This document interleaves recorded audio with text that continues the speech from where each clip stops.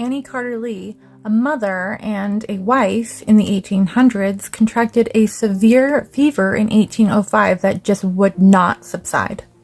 After suffering for several days, it was said that she eventually stopped breathing and was pronounced dead. Naturally, her family was devastated by this loss, and after 3 days, they decided to hold a funeral for Annie.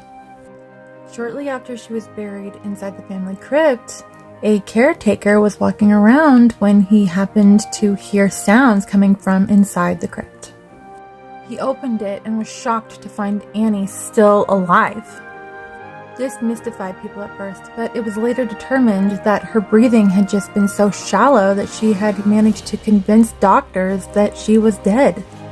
But if it hadn't been for Annie's cries for help, there's a good chance that she would have actually died inside of the crypt.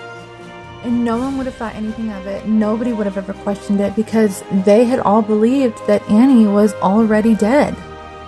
Annie would miraculously recover from her illness, and just 2 years later, she and her husband would have another child, a child they would name Robert. Annie is kind of a forgotten figure in American history, and nobody really knows her name or knows her story. But Robert will be forever remembered as the famous or infamous General of the Confederate Army, Robert E. Lee.